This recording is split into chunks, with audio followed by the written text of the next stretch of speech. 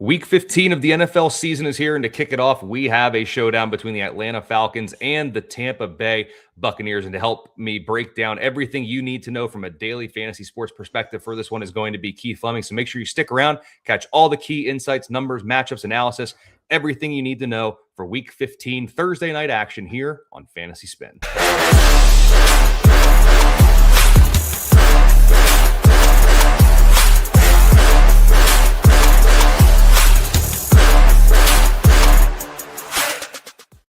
Like I mentioned, that is Keith Flemming. You can find him over on X at Keith Flemming. And for a Falcons game, I did it last year. We brought you on for a Thursday night Falcons game. We had to bring in the resident Falcons expert to break this one down. So, Keith, glad to have you back on and talk to me here about this matchup between the 7-6 Bucks and the unfortunate first round pickless 4-9 Falcons.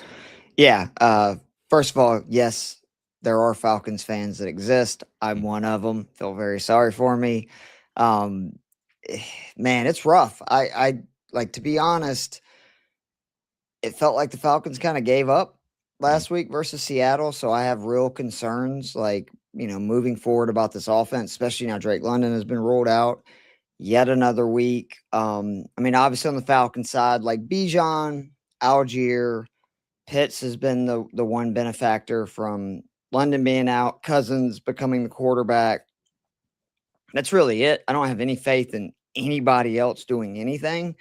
On the Buck side, I want running backs. Obviously, Bucky would be the holy grail, but I'm not afraid to take Rashad White. Like, if they blow us out, maybe Sean Tucker gets a little frisky late. Like, I think any of the Bucks running backs are worthwhile.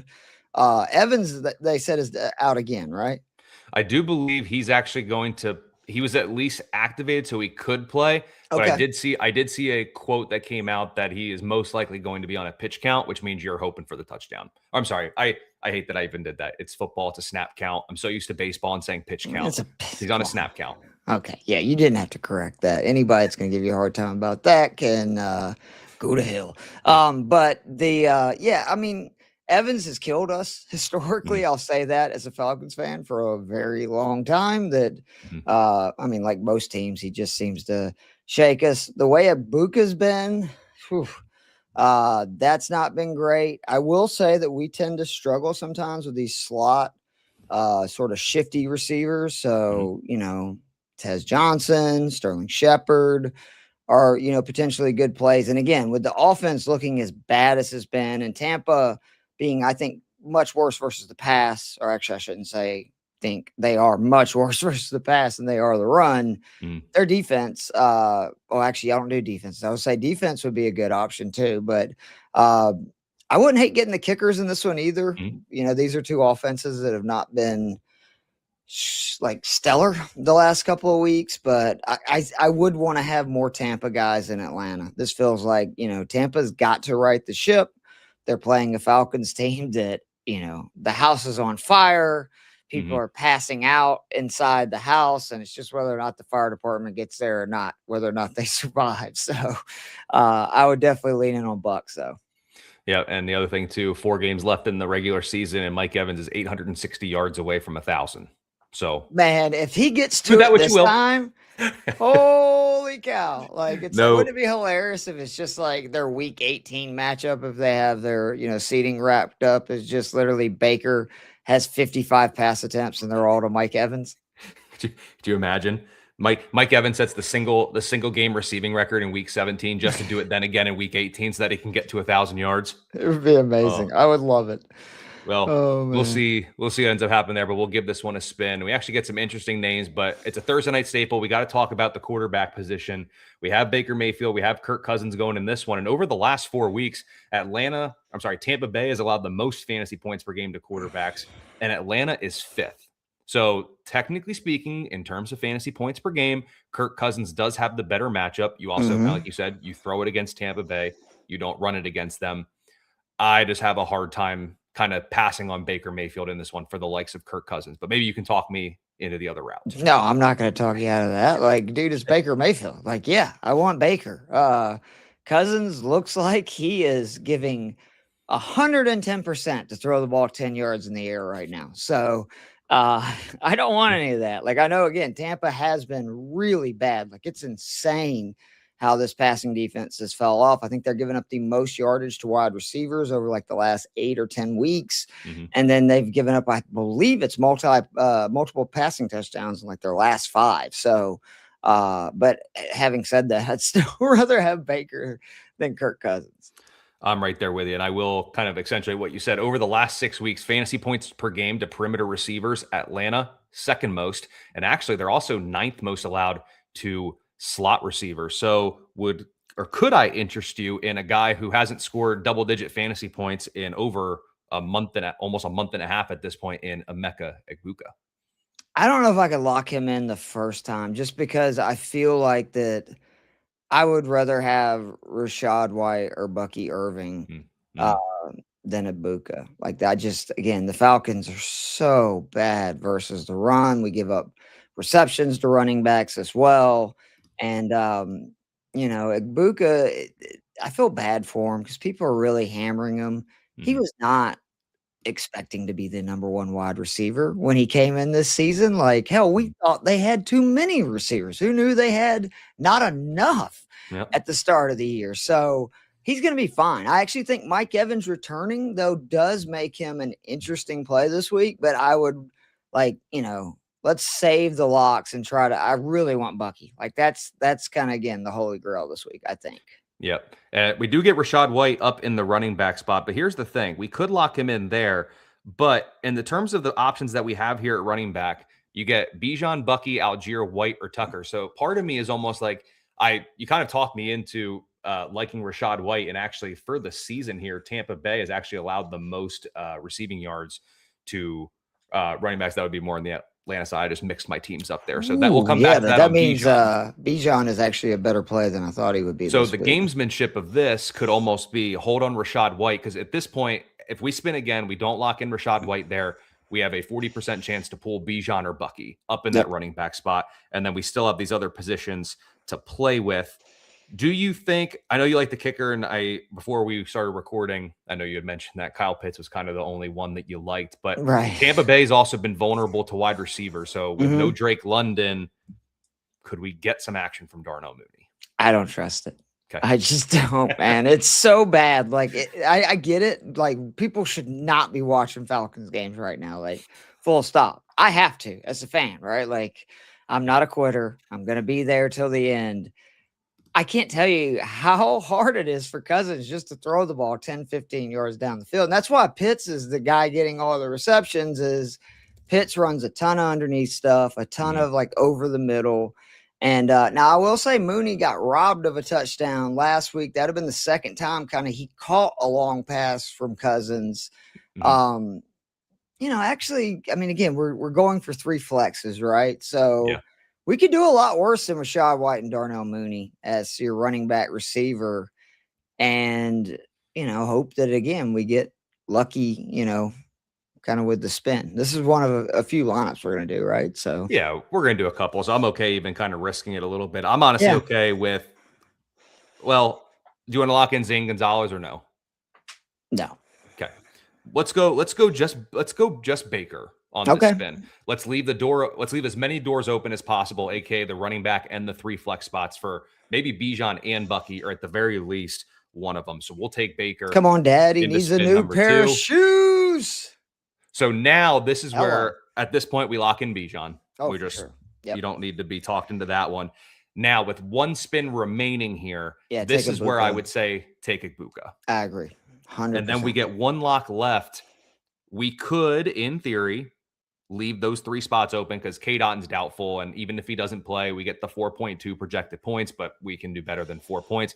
I don't care for Sterling Shepard. We just saw a week ago on Thursday night, I was telling you before we started recording, Brandon Aubrey was in winning lineups for the Thursday night contest. And I'm pretty sure on the Monday night contest, Cameron Dicker would have been in some winning lineups here on Fantasy Spin. Yeah. So could we go with the Tampa Bay? Yeah, it's first lineup. Why not? It's guaranteed points, and we just hope we get lucky with the last spin on the other 2. And we can certainly do it. And there's 1 door open there for Bucky in the lower right-hand corner.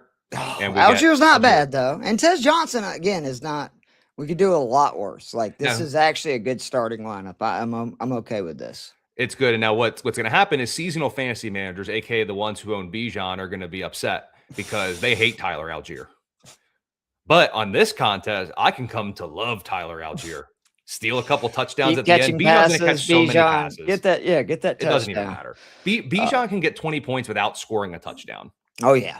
So I'm not really too concerned with that. So I actually kind of like this lineup a little bit. Let's do a little pick'em entry here. So Keith, what we have to do here for the pick'em, we have to pick at least one player from each team and 3 picks total. So of the players on the screen, and we're all optimists here playing on Fantasy Spin, so it's got to be more. Which player or players here are you most confident in exceeding their projected point total as shown on the screen? If you told me Mike Evans is on a pitch count, I think Tez Johnson, 2.7 points, man. That seems low. Mm-hmm. And then the other one would just be Bijan. Again, like hearing that about the receptions, Bijan's had multiple games this year where he's had over 100 yards receiving. And he's one of the few guys that even against a stout defense, he can take any carry, to the house. So we need one more. I got the last one for you.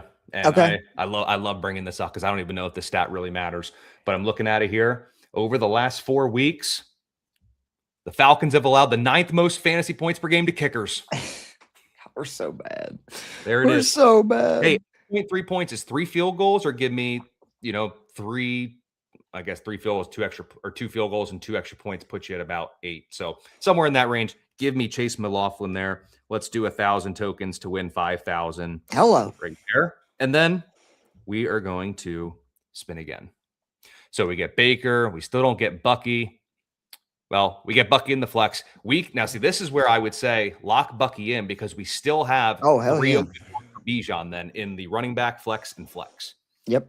Let's take Bucky. To be honest, again, because what the Falcons secondary has been, I'd lock in Baker and Evans too. I mean, you got all 3 of the Tampa guys that I would prefer having. You just made the point. He only needs 862 yards over the next 4 weeks. He's going to get it. Come on, man. If we know one thing, death taxes and Mike Evans getting 1,000 yards receiving. So, this is to me a dream start. And then you just hope you get lucky, on the other side. And if you need 860 over 4 weeks, 4 into 8 is 2, 4 into 60 is 15, just 215 yards per game. That's child's play. And with how Atlanta has been bad against covering perimeter receivers, we know Evans is allergic to the slot. He ain't going in there. So I like that. So let's spin it again, and let's hope we can pull a Bijan, and we don't there. So we have 1 lock left. Is there someone here that you're interested in kind of taking with us? The only problem is, based on how you talked about it, I know you like Rachaad White. That closes a door on Bijan, though. At least the running back. We'd still have the option for Bijan in the flex, but right. That's the thing. If you like Rachaad I see White, what you're saying. Because we're not locking in Sills. We're just not going to do that. Definitely not.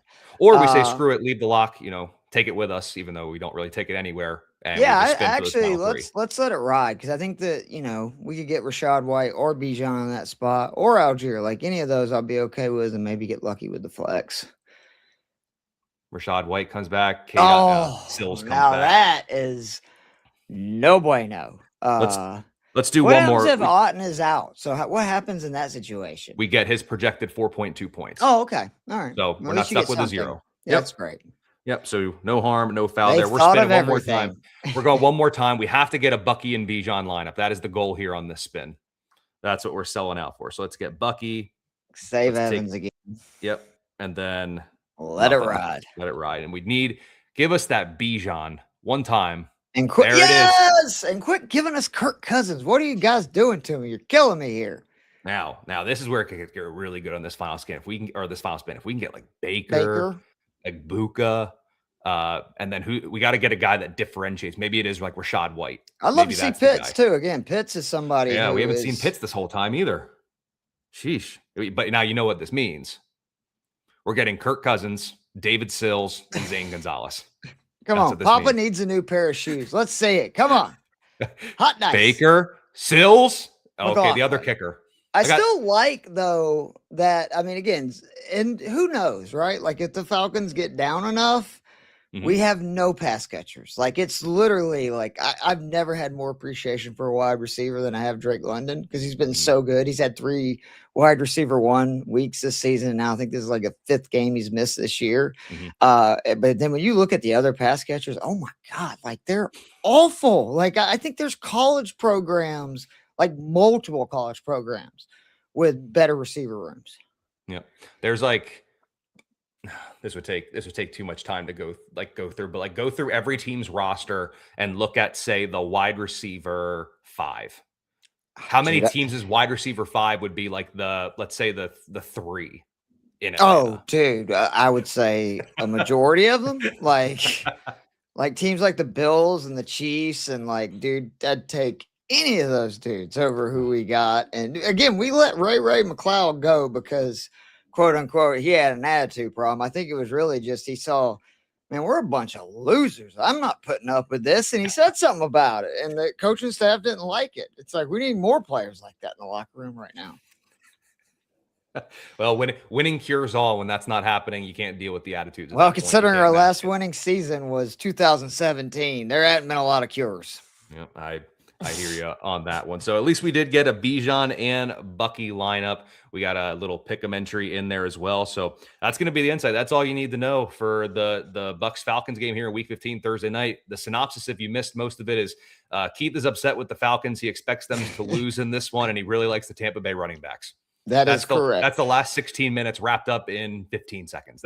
Any Bucks player is not a bad thing. Right there, I just put the whole video into a YouTube short right there. Right. He doesn't like the Falcons in this one. He loves the Bucks players. That's how you win money in this one. Bingo. Boom. Oh, and Bijan Robinson. That's it. Yep. That's for sure. That's key. That's how you break it down. So, Keith, why don't you let everyone know where they can find you on X and any content or anything that you're doing here this fantasy football season? Sure. The Twitter /X is at Keith Flemming, my name. That's KEITHFLE, 2 M's ING. I do content for both Fantasy Six Pack and Optimus Fantasy. Optimus Fantasy, I do a show on Monday and Friday with Nate. Monday is a waiver wire. Friday is just kind of, we call it Friday Vibes. We answer questions and just BS. But for Fantasy Six Pack, that's where I do a majority of my work. I do both a main slate DFS preview. I also do a cash game cheat sheet for DFS each week. Me and Casey Kasem get together each Wednesday and do the 12 must-know fantasy football stats you should know, which has been a lot of fun to do with Casey this year. I'm a stat nerd. And then Fridays, me and Joe Matt, 6 year together doing a DFS cash game show. He really is at this point family. Our brains have merged, which is insane.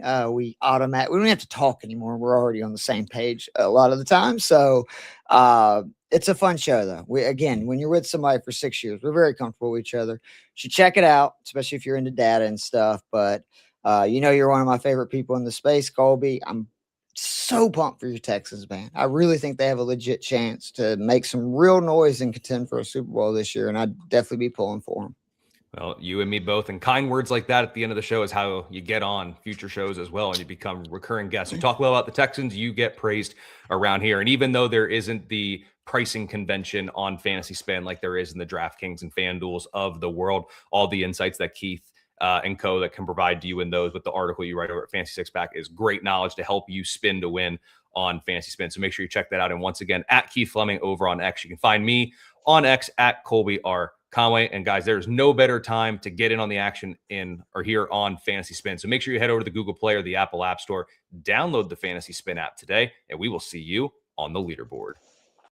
What's up, y'all? Hope you enjoyed the content. For the avoidance of doubt, please note that I, Colby Conway, am a DFS player entering these contests under the username Colby Conway. The strategies and recommendations in this video do not necessarily reflect the views of FantasySpin. Please play responsibly and visit fantasyspin.com/responsible gaming to take advantage of FantasySpin's responsible gaming resources.